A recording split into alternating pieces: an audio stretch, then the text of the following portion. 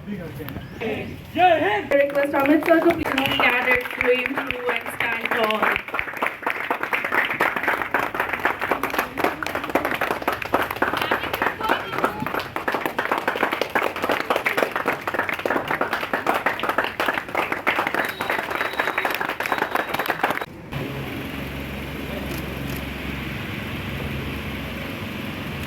And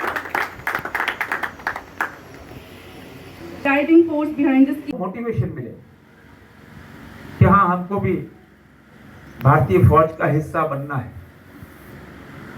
हमको भी भारतीय सेना में चाहे वायु सेना हो, थल सेना हो, जल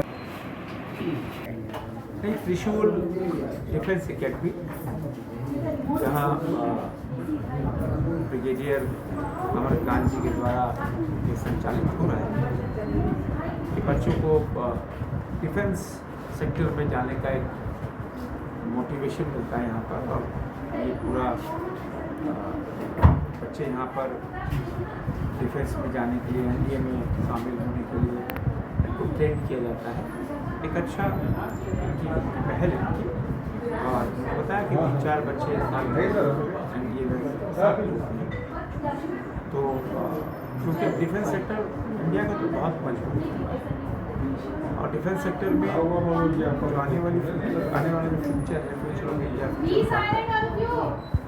वो अपना फ्यूचर डिफेंस में देखता है।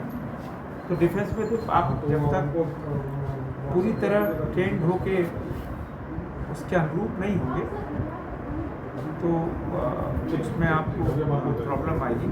आप ट्रेन होकर आगे बढ़ेंगे, एनडीए कंप्लीट करेंगे और फिर कंप्लीट करने के बाद फिर आप भारतीय फौज का हिस्सा बन सकते हैं। एक अच्छा यहाँ इनका प्रयास धीरे आज मौके पर यहाँ वीर अर्जुन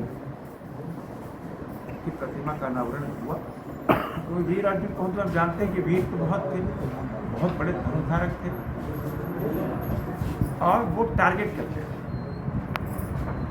उनसे जब पूछा गया भाई कि आप क्या देख रहे हो पानी में, तो उन्होंने कहा नहीं मतलब मछली देख रहा हूँ, मैं आँख देख रहा हूँ, मैं सिर्फ मछली की पुतली देख रहा हूँ जिसको उसको भेजना। यह है टारगेट, टारगेट गोल करना और फिर टारगेट अचीव करना। तो आज के यूथ को यही सिखाना कि आप टारगेट करो और टारगेट अचीव करने के लिए उसका पूरी तरह पैशनेट मतलब पैशन होना चाहिए। तो वो पैशन कहाँ से आएगा? ऐसे ही डिफेंस एकेडमी से आएगा। मेरे ढेर सारे यही बताना चाहता हूँ जो मैं वहाँ भी बता रहा था कि मैं करीब 1.5 साल पहले जब रिटायर हुआ तो जब मैंने पता किया तो कोई भी ऐसा इंस्टीट्यूट नहीं था जहाँ की बच्चों को जेन्युइन ट्रेनिंग हम दे सकें। शायद आपको पता होगा कि जब बच्चे एग्जामिनेशन देते हैं डिफेंस ज्वाइन करने के लिए, यूपीएससी का एग्जामिनेशन होता है, 12वीं के बाद भी होता है, ग्रेजुएशन के बाद भी होता है, तो उसके बाद एक उनको इंटरव्यू फेस करना पड़ता है जिसको कि हम डिफेंस में एसएसबी इंटरव्यू बोलते हैं। तो मैं थोड़ा सा किस्मत का थोड़ा धनी रहा फौज में रहते हुए कि 3-3.25 साल में जो एसएसबी बोर्ड होता है पूरा, जो ऑफिसर्स का सिलेक्शन करता है, चयन करता है, वो इलाहाबाद में है, अभी प्रयागराज नाम है उसका। तो वहाँ मैं उसका चेयरमैन और प्रेसिडेंट था। तो उस समय 3-3.25 साल में हज़ारों बच्चों को मैंने देखा तो मुझे एक अच्छा आइडिया हो गया कि कैसे बच्चों को गाइड करना चाहिए, कैसे एक अच्छे बच्चे जिसके पास मैं देखता हूँ कि उसके पास काबिलियत तो है लेकिन उसको किसी ने संवारा नहीं तो वो रह जाते थे। तो मैंने कहा अभी मैं रिटायरमेंट होने के बाद जस्ट बिकॉज फौज मुझे अच्छी एक पेंशन दे रही है तो घर में बैठना तो अच्छी बात नहीं है।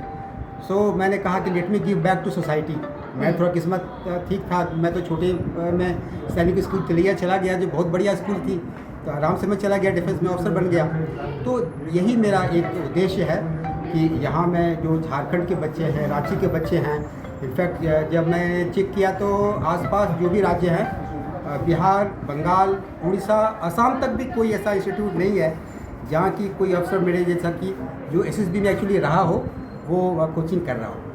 तो मेरा यही उद्देश्य है कि लोगों को मैं सही बच्चों को सही गाइडेंस दे सकूं और ज़्यादा से ज़्यादा यहाँ के लोग उनको मैं ऑफिसर्स की सितारों के साथ देख सकूं। यही मेरा मेरा पे है और मेरी समझो कि एक तरह से मेरी उसकी पूरी इन्वॉल्वमेंट्स होगी।